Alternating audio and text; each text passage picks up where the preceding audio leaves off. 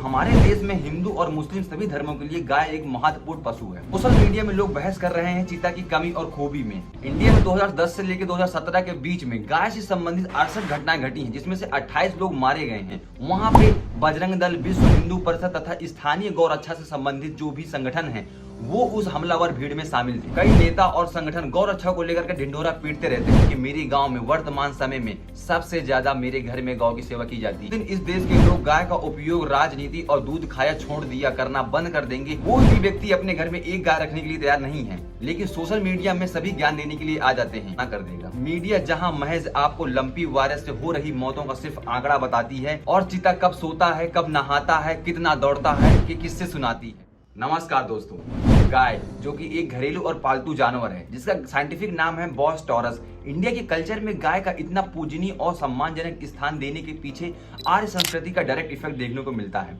अगर बात की जाए ऋग्वेदिक की जो साहित्यिक साक्ष्य जो मिले वो स्पष्ट रूप से दिखाते हैं कि कुछ धार्मिक अनुष्ठानों में भैंस तथा अन्य जानवरों की बलि देने एक दिन तय किया जाता था, लेकिन गाय को नहीं मारा जाता था, क्योंकि गाय को आर्यों ने ऋग्वैदिक काल में अधन्या की उपाधि दी थी। अधन्या का अर्थ है कि ऐसा पशु जो हत्या करने योग्य नहीं है। भगवान कृष्ण को भी अक्सर गाय के साथ में ही चित्रित किया जाता है। वो गाय चराते थे। उनको गोविंदा और तथा गोपाल के नाम से भी जाना जाता है, जिसका अर्थ होता है गौमित्र तथा गौ रक्षक।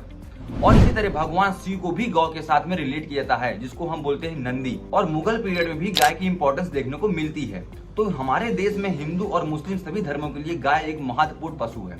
अगर बात करें भारत की, तो भारत में 30 करोड़ से भी ज्यादा गाय की संख्या है, जो पूरी दुनिया का 33% है। और पूरे विश्व में सबसे ज्यादा गाय भारत में ही है। लेकिन अभी हाल ही में भारत में एक लंपी वायरस के कारण से 60,000 से भी अधिक गायों की मौत हो गई है, जिसमें सबसे ज्यादा 40,000 गायों की मौत राजस्थान में हुई है। और गायों की इतनी मौत होने के बावजूद किसी भी तरह की कोई मीडिया की कोई खास कवरेज देखने को नहीं मिली है, और ना ही सोशल मीडिया में कोई ट्रेंड देखने को मिला है, क्योंकि मीडिया बिजी है चीता की कवरेज में।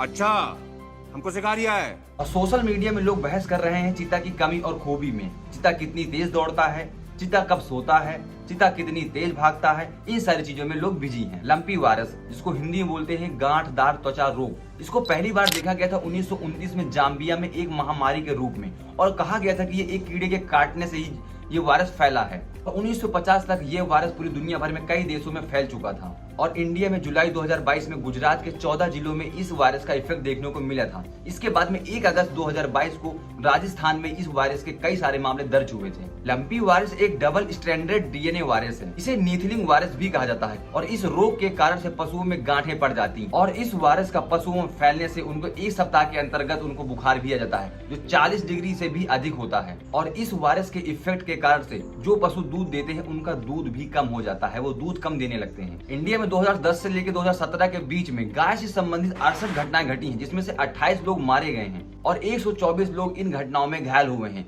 जिसमें से ये जो घटनाएं घटित हुई हैं उसमें से 52% जो अफवाह फैला दी गई थी उसके कारण ये घटनाएं घटित हुई हैं। और जहां भी ये गौ संबंधित घटनाएं घटित हुई हैं वहां पे बजरंग दल, विश्व हिंदू परिषद तथा स्थानीय गौ रक्षा से संबंधित जो भी संगठन है वो उस हमलावर भीड़ में शामिल थे। राजस्थान के अलवर जिले में 1 अप्रैल 2017 को हरियाणा के रहने वाले पहलू खान केस के बारे में आप सभी को तो याद ही होगा, जिसमें विश्व हिंदू परिषद और बजरंग दल के लोगों ने पहलू खान के ऊपर ये आरोप लगाया था कि उन्होंने अवैध गाय की तस्करी की थी। लेकिन बाद में इस इल्जाम को झूठा साबित किया गया था। तो कहने का तात्पर्य सिर्फ इतना ही है कि गाय का उपयोग सिर्फ धर्म और राजनीति के लिए न किया जाए। कई नेता और संगठन गौ रक्षा को लेकर के ढिंढोरा पीटते रहते हैं, लेकिन लंपी वायरस से संक्रमित होने के बाद में अभी कोई खास आवाज उठाई नहीं गई है। और अभी कुछ लोग आएंगे और कमेंट बॉक्स में कहेंगे कि तू इतना ज्ञान दे रहा है, तू कितनी गाय की सेवा करता है। तो मैं बता दूं आपकी जानकारी के लिए कि मेरे गांव में वर्तमान समय में सबसे ज्यादा मेरे घर में गौ की सेवा की जाती है। और मेरे चाचा जो हमारे गांव का गौशाला है उन सारी गायों को भी चराते हैं। जिस दिन इस देश के लोग गाय का उपयोग राजनीति और दूध खाया छोड़ दिया करना बंद कर देंगे, उस दिन इस देश में गाय ऑटोमेटिकली सुरक्षित हो जाएगी। कोई भी व्यक्ति अपने घर में एक गाय रखने के लिए तैयार नहीं है, लेकिन सोशल मीडिया में सभी ज्ञान देने के लिए आ जाते हैं। अभी अगर एक व्यक्ति से बोल दिया जाए कि एक गाय रख लो तो तुरंत मना कर देगा। मीडिया जहाँ महज आपको लंपी वायरस से हो रही मौतों का सिर्फ आंकड़ा बताती है और चीता कब सोता है, कब नहाता है, कितना दौड़ता है, कि किससे सुनाती है, वहीं नेता चीता के आने पे ढोल बाजा बैंड बजवाते हैं और गाय को लेकर के राजनीति करते हैं और वोट बैंक अपना बनाते हैं। तो उनसे मेरा अनुरोध है कि प्लीज आप गाय को लेकर के राजनीति ना करें और अपने घर में रख के उसकी सेवा जरूर करें। तब आप कह सकते हैं कि आप एक गौरक्षक हैं। सिर्फ दिखावा के लिए आप गौ की सेवा ना करें। धन्यवाद। उम्मीद करता हूं दोस्तों कि आपको हमारी वीडियो पसंद आई होगी, और अगर जानकारी अच्छी लगी तो प्लीज आप हमारे इस चैनल को सब्सक्राइब कर दीजिएगा, और यहाँ पे आपको ऐसी इंफॉर्मेटिव वीडियो देखने को मिलती रहेंगी। धन्यवाद।